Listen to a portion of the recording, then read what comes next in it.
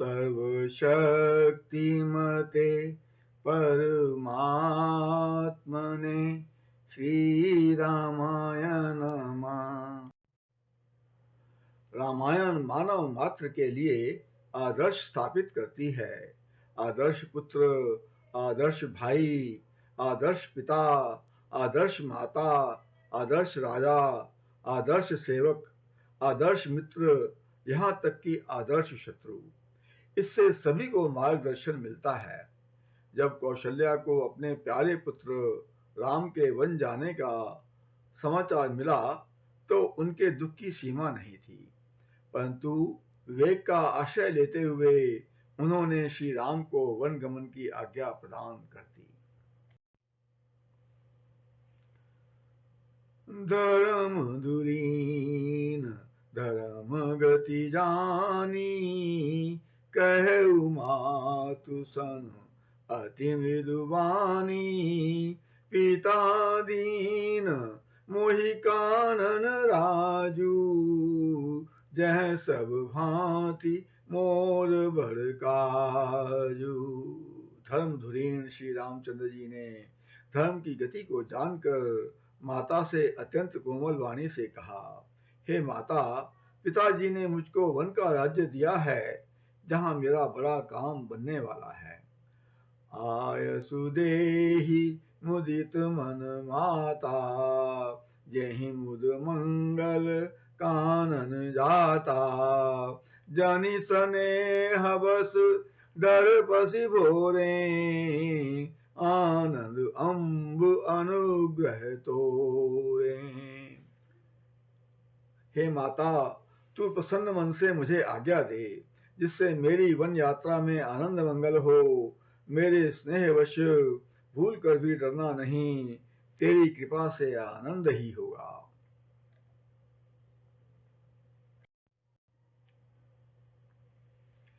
कही न जाई कचुर हृदय विषादु, मनहु मृगी सुनि के हरिनादु। नयन सजल तन थर थर कांपी, माजहि खाई मीन जन्मापी। हृदय का विषाद कुछ कहा नहीं जाता, मानो सिंह की गर्जना सुनकर हिरनी व्याकुल हो गई हो।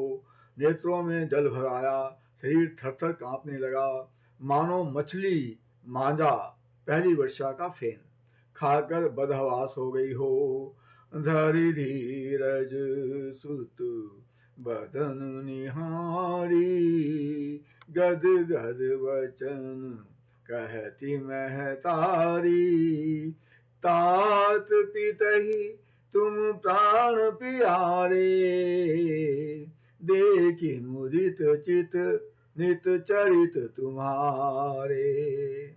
धीरज धरकर पुत्र का मुख देखकर माता गदगद वचन कहने लगी, हे तात, तुम तो पिता को प्राणों के समान प्रिय हो।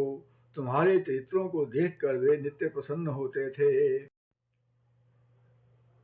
राज देन कहूँ शुभ दिन साधा, कहु जानवन कहीं अपराधा।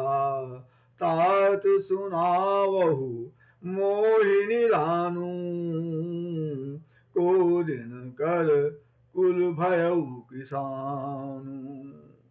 राज्य देने के लिए उन्होंने ही शुभ दिन सोधवाया था, फिर अब किस अपराध से वन जाने को कहा। मुझे उसका कारण सुनाओ। सूर्यवंश को जलाने के लिए अग्नि कौन हो गया। निरखी राम रुख सचिव सुत, कारण कहु बुझाई। सुनि प्रसंग रही मूक जिमी, दशा वरण नहीं जाई। तब श्री रामचंद्र जी का रुख देखकर मंत्री के पुत्र ने सब कारण समझाकर कहा। उस प्रसंग को सुनकर वे गूंगी जैसी रह गईं। उनकी दशा का वर्णन नहीं किया जा सकता।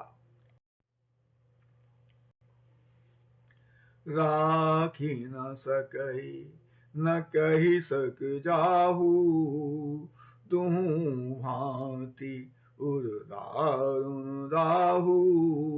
लिखत सुधाकर गाली की राहु, विधि गति वाम, सदा सब काहू।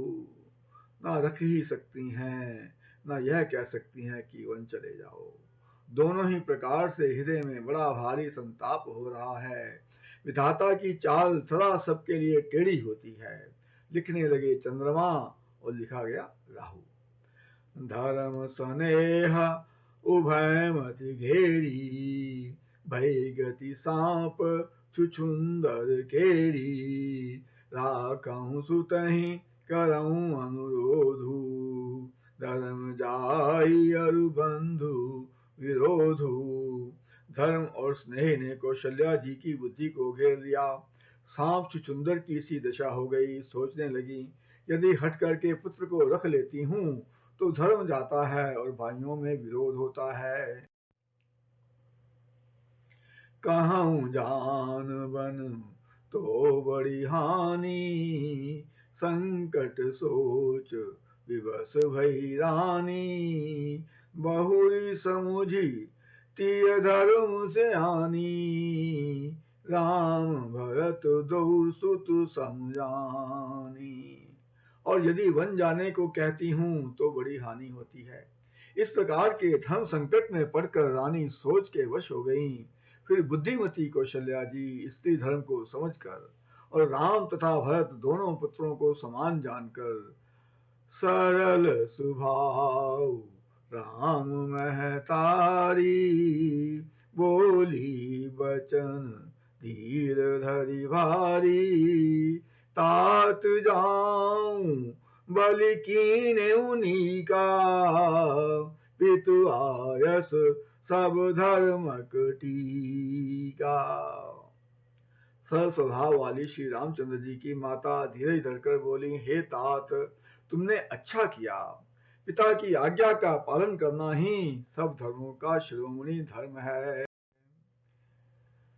राजुदेन कही दीन बनु, मोहि न सो दुख लेशु।